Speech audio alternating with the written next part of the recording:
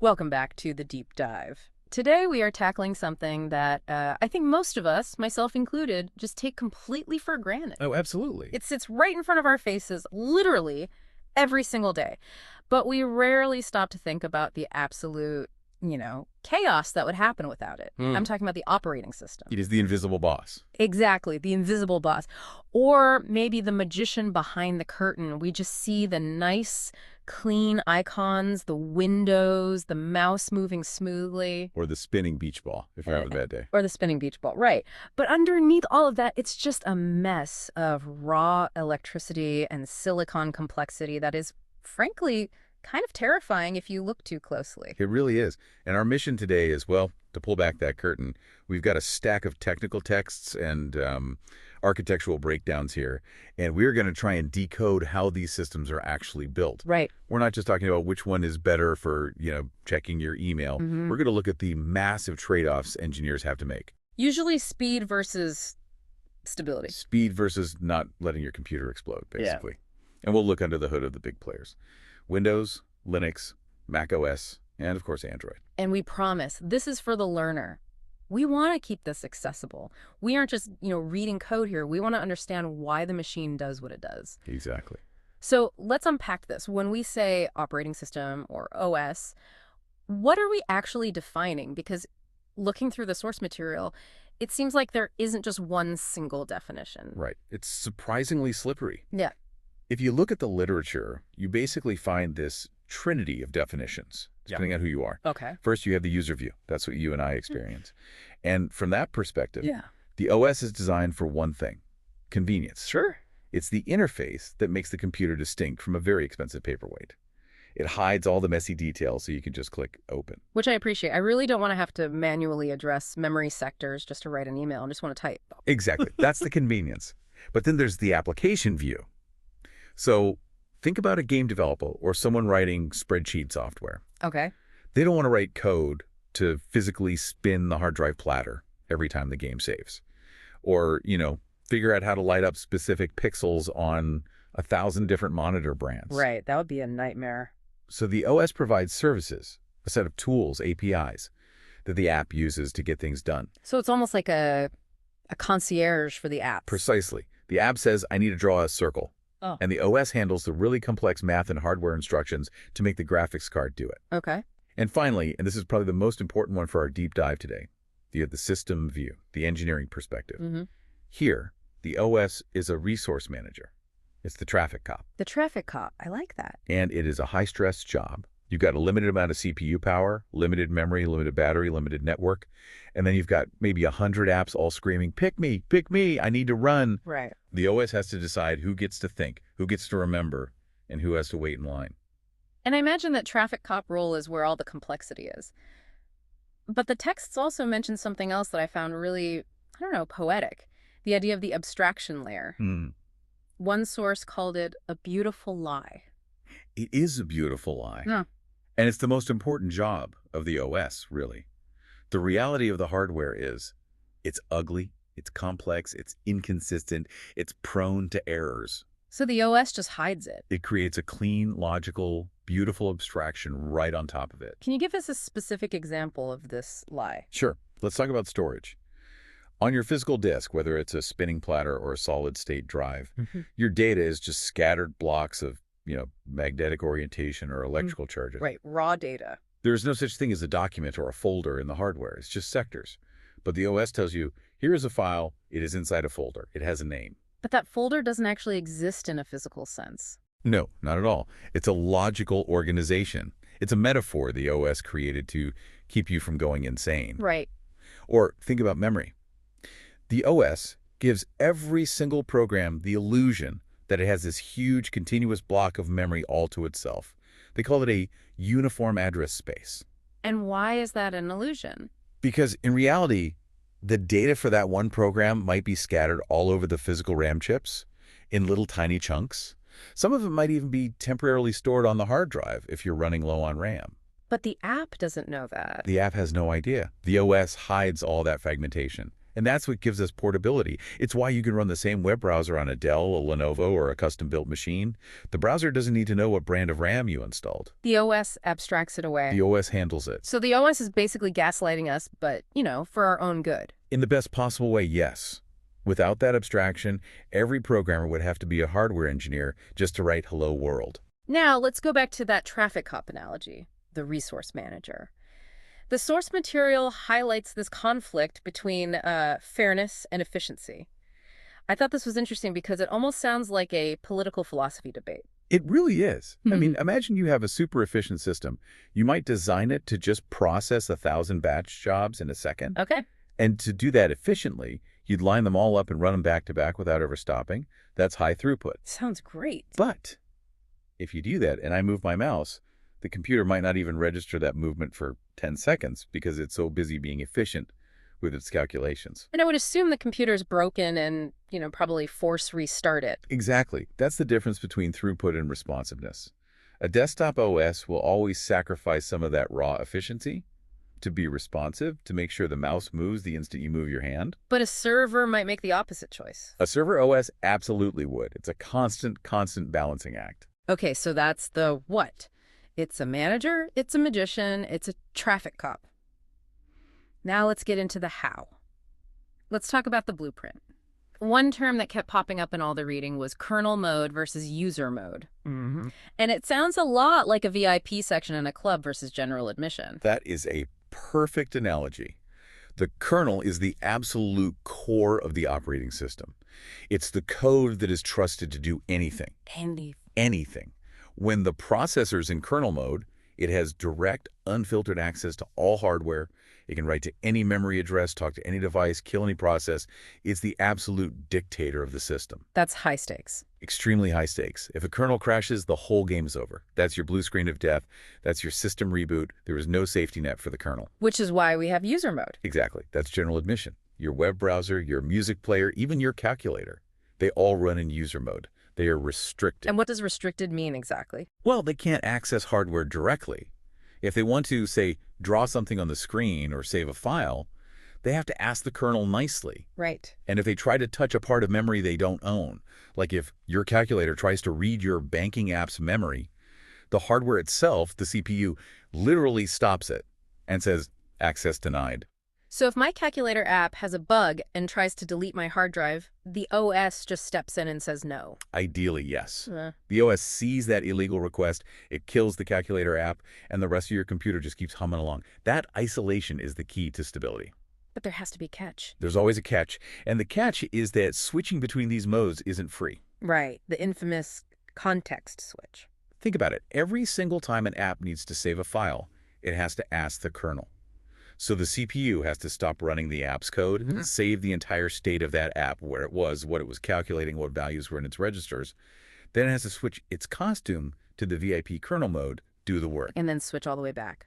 And then switch back to the user costume and restore the app exactly as it was. It sounds like a chef trying to work two completely different stations at once. There's a lot of cleanup and setup every time. There is. It involves saving registers, flushing caches. Yeah. It's a tax. It is a necessary tax you pay for stability, but it's a tax nonetheless. Yeah. And it's why developers try to minimize how often their code has to cross that boundary. This feels like a perfect lead into the different ways you can actually structure this VIP section. The text described a few architecture wars. We have monolithic, microkernel, modular, and hybrid. These sound like factions from a sci-fi novel. Can you break these down for us? Sure. So the classic old school approach is the monolithic structure. Yeah. Just imagine a massive interconnected factory floor. Tim?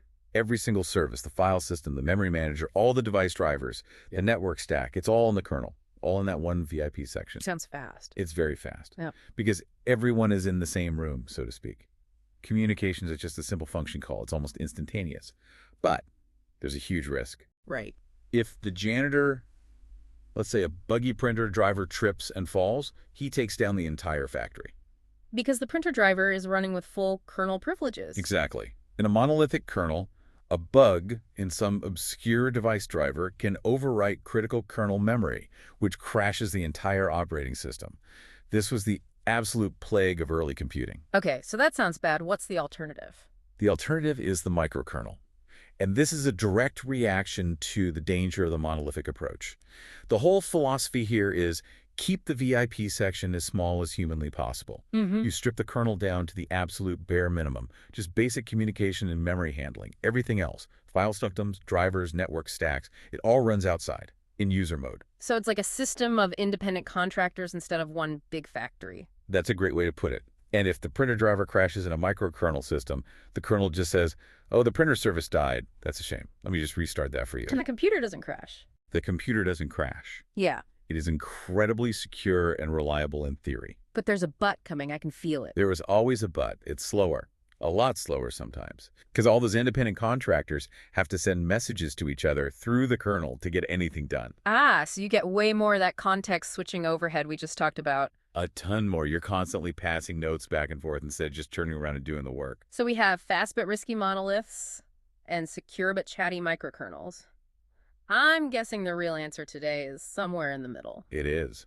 Most modern systems use a hybrid or a modular approach. Yep. They start with a monolithic style kernel for performance, but they allow you to load modules on the fly, like Linux does, or they run certain subsystems in user mode to keep things stable. The best of both worlds. It's about finding that sweet spot where you get, 90% of the speed and 90% of the stability. Before we move on to the specific players, there was one design principle in the text that I thought was really insightful.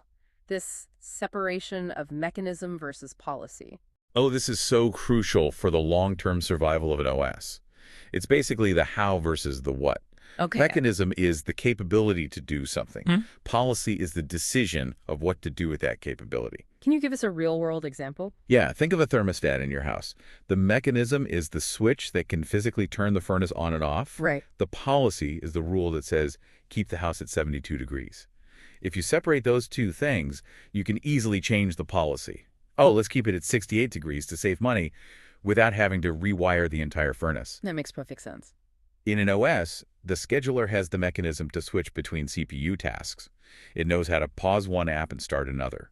The policy is what decides that your video game gets priority over your background spreadsheet update, because latency matters more in a game. And if you separate them, You can tune the OS for a server, or a gaming PC, or a phone, without rewriting the core engine code. You just change the policy parameters. that brings us perfectly to the main event. The big four. We're talking Unix, Linux, Windows, Mac OS, and Android. Let's start with the grandfather of the internet, Unix and Linux. The philosophy here is just beautiful in its simplicity. Do one thing and do it well. And the big one, everything is a file. Everything, like even my hardware. Even your hardware. In Linux, your hard drive is represented as a file. Your mouse is a file. Your system information is in files. Really? Yeah, if you want to read data from the mouse, you literally just open the mouse file and read from it like it's a text document. Wow. And this creates a massive amount of flexibility. It means you can use the same standard tools to process data from a hard drive or a network socket or a temperature sensor. They all look the same to your program. That explains why developers seem to love it so much. It's like Lego blocks. You can Mhm. chain all these small, simple programs together to build really complex and powerful systems. And structurally, Linux uses a monolithic kernel, but it's heavily, heavily modular. Right, you can add bits on the fly. You can insert code, they're called kernel modules, while the engine is running. You don't have to reboot your server to add support for a new kind of device. And the text highlighted a specific technology called fork exec for creating processes. This sounded a little bit sci-fi. It is very unique to the Unix world. When a program wants to start another program, it literally clones itself. That's the fork. It makes an exact copy. An exact copy. The OS takes the running process, pauses it, and duplicates everything. Its memory, its variables, all of it. Now you have two identical twins running. And then what happens?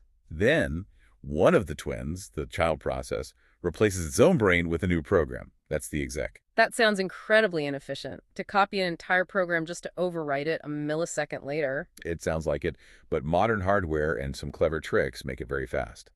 And it's incredibly powerful because the new program automatically inherits all the permissions and environment from its parent. It's a big part of why Linux runs on everything from the top 500 supercomputers down to your smart toaster. All right, moving over to the desktop giant. Windows. Specifically, Windows 10 and 11. Now, Windows often gets a bit of a bad rap from the purists.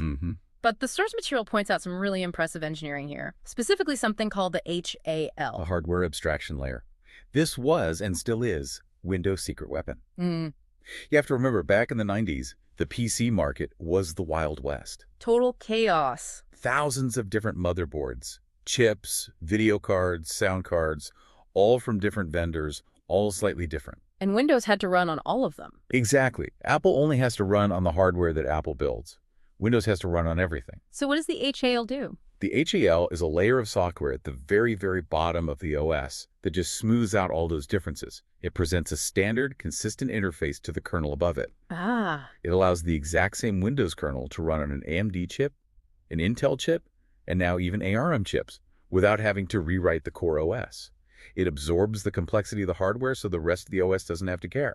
And unlike Linux's everything is a file philosophy, Windows seems to think everything is an object. Right. The Windows NT kernel, which is what modern Windows is still built on, is completely object-oriented. A file, a process, a thread of execution, a semaphore, they're all objects that are managed by a central object manager. Why does that matter? Security and consistency.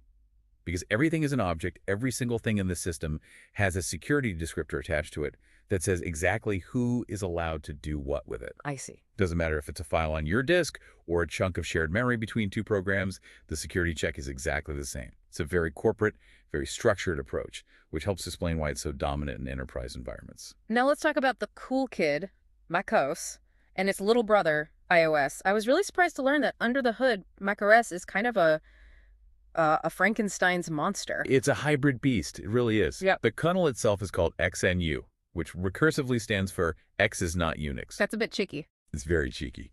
And it's a mashup. At the very bottom, you have something called Mock. Mock was a research project from Carnegie Mellon, and it was an early microkernel. Remember, the independent contractors. Right. So Mock handles all the messaging between processes and the low-level memory management. Okay, so it has that secure microkernel DNA. Yes.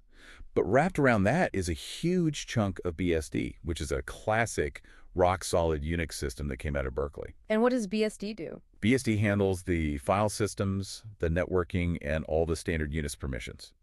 So you get the modern message passing architecture of Mach combined with the stability and networking of Unix. It sounds like the best of both worlds, in a way. It really is a clever combination. And on top of that, they built the I/O kit, which is this really elegant, object-oriented framework for drivers. It makes writing drivers much more disciplined than on some other systems. And iOS is just the same thing, but smaller. It's the same XNU kernel, yeah, but locked down tight. Incredible. So They enforce what's called strict sandboxing. Every app lives in its own little plastic bubble. It cannot see the files of other apps. It cannot change system settings. And then there's the secure enclave. that's the hardware chip, right? It's a separate hardware processor just for security keys. So even if you manage to completely compromise the main OS kernel, you still can't get the fingerprint data or the Face ID data because it's physically on a different chip that only responds to specific signed requests. That is lockdown. Okay, which brings us to the other mobile giant, Android. Now, I always thought Android was just, Linux with a different coat of paint, but the text suggests it's more complicated. It is Linux at its core, but if you took a standard Linux desktop kernel and just put it on a phone, the battery would be dead in an hour. Oh, wow. Android had to heavily, heavily modify Linux to make it survive in the mobile world. One of the biggest things they introduced was a concept called wake locks. Wake locks, what are those? So in a normal PC, the default state is on. The CPU is running until you tell it to go to sleep. In a phone, the default state has to be asleep. The CPU wants to turn off instantly to save power.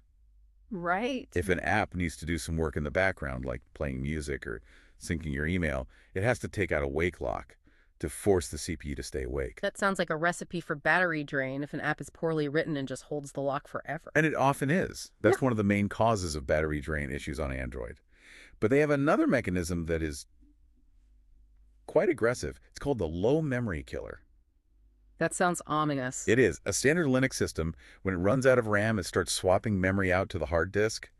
But phones don't really have hard drives. They have flash storage. And writing to that constantly wears it out. Wears it out, and it's slow. So Android generally doesn't swap. Instead, when memory gets low, a special kernel driver literally looks for the least important background app. Yeah. and assassinates it. Ruthless. Just, you haven't been used in 10 minutes, you're dead. It's a necessary ruthlessness for a memory-constrained device. And Android also uses a unique communication system called Binder. Okay. The standard Linux tools were just too heavy and slow for the millions of tiny messages passing between mobile apps and system services. Binder is a custom-built, high-speed tunnel for apps to talk to the system. And what about the apps themselves? Right, so Android apps are written in Java or Kotlin, but mobile processors need native speed. So the Android runtime compiles those apps into native machine code when you install them from the Play Store. They aren't interpreted line by line. They run directly on the metal for performance. Okay, so we've got the OS managing the hardware, but in the modern world, especially in servers and the cloud, we rarely run just one OS on one machine anymore. We run fake machines inside real machines. Let's talk about virtualization. The Matrix. This changed everything. I mean, before virtualization, if you had a powerful server, you'd install one OS and maybe one application on it. Right. And if that app only used 10% of the CPU, well, the other 90% was just wasted. You couldn't just install a second OS on the same drive easily. So how did virtualization fix this? It completely decouples the software from the hardware. Hmm. You introduce a new piece of software called a hypervisor. It sits between the physical hardware and the operating systems. Okay. It creates a virtual machine, or a VM. And to the software running inside that VM, it looks like a complete, real computer. That is a fake hard drive, a fake network card, everything. But it's all an illusion. All an illusion created by the hypervisor. And this means you can run 10 different VMs on one single physical server, all thinking they own the place. The outline distinguishes between Type 1 and Type 2 hypervisors. Help us out there. It's pretty simple. Type 1 is bare metal. You wipe the computer clean and install the hypervisor directly on the hardware. There's no Windows or Linux underneath it. And this is what the cloud providers use. This is what Amazon AWS or Microsoft Azure uses in their data centers.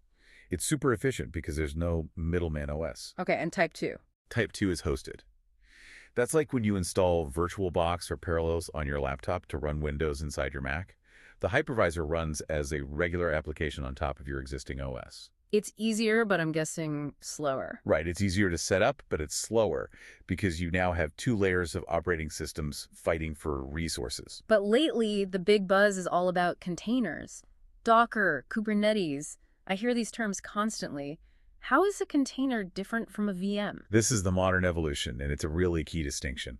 A VM virtualizes the hardware. It's a heavy box that contains a full, complete operating system inside it. All right. So if you want to run 5 different apps and use VMs, you might need 5 full copies of Windows, each one taking up gigabytes of disk space and memory, each booting up separately. That sounds incredibly wasteful if I just want to run 5 small programs. It is. Containers, on the other hand, virtualize the operating system. They all sit on top of a single host OS, and they share the same kernel. They share the engine. They share the engine. They just have their own little isolated user space, their own set of libraries, their own view of the file system. So because they share the kernel. They can start in milliseconds. They're incredibly lightweight. You can fit hundreds of containers on a server that could only hold maybe a dozen VMs. The analogy I liked from the texts was housing. If a VM is a separate house with its own plumbing, its own heating, its own foundation. Then a container is like an apartment in a large building. Everybody shares the main water line and the foundation, that's the kernel, but you have your own furniture and you can lock your own front door. But that implies a risk, doesn't it? If the main water line breaks. It does. Because they share that main water line, that kernel, the isolation is slightly weaker than a VM. If the main line bursts, meaning there's a serious kernel bug or exploit, everybody in the building gets wet. Whereas with VMs, they're separate houses. The neighbors are much safer. And this is why for really high security environments, people still prefer VMs, or they'll use new technologies like specialized micro VMs just for running containers. This dovetails perfectly into our final segment, the fortress, security. We all know the threats, malware, worms, insiders. But how does an OS actually defend itself? What are the core design principles? The golden rule, the one that every listener should understand, is the principle of least privilege. Least privilege? What does that mean in practice? It means a process, or a user for that matter, should only have the absolute minimum set of permissions needed to do its job, and nothing more. Okay. If you are a calculator app, you do not need access to the microphone. If you are a web server, you do not need permission to read the payroll files. This feels like something the mobile OSs have gotten much better at recently. We always see those pop-ups. Allow this app to see your location. Exactly. That is least privilege in action. In the old days, when you ran a program, it inherited all of your powers. If you could delete a file, the program could delete any file.